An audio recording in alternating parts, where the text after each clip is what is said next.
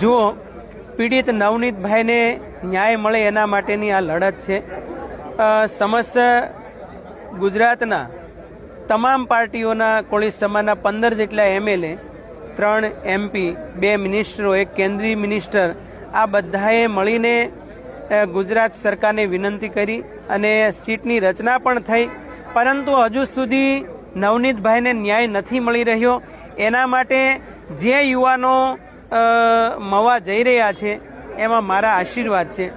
અને એક વાત આજે ખાસ કરવી છે કે હમણાં જેમ સભામાં વાત થઈ એ પ્રમાણે કે जिसकी जितनी संख्या भारी उसकी उतनी हिस्सेदारी, वोट हमेरा और राज तुम्हेरा, ये नहीं चलेगा.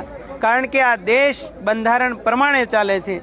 જ્યારે નવનીતભાઈ એ પીડિત થયા છે અને અન્યાય થયો છે ત્યારે હિન્દુ રાષ્ટ્રને નામે જે લોકો કાર્ડ ખેલી રહ્યા છે એમાંથી કોઈ પણ સંગઠનો આજે એની ખબર અંતર નથી પૂછતા.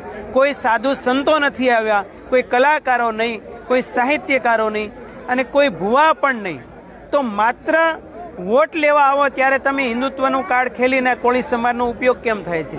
જ્યારે નોટ જોતી હોય, દાન જોતો હોય ત્યારે કોળી સમાજની હિન્દુત્વનું કાર્ડ ખેલવામાં આવે છે. જ્યારે સેવાનો પ્રશ્ન આવે ત્યારે હિન્દુત્વનું કાર્ડ ખેલવામાં આવે છે.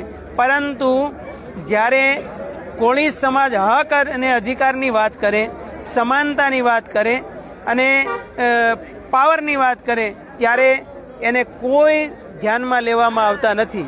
પરંતુ અત્યારે સમસ્ત કોળી સમાજ જાગી ગયો છે એટલે એનું લક્ષ્ય પૂરું થશે એવી શુભકામના સાથે. જય ભારત.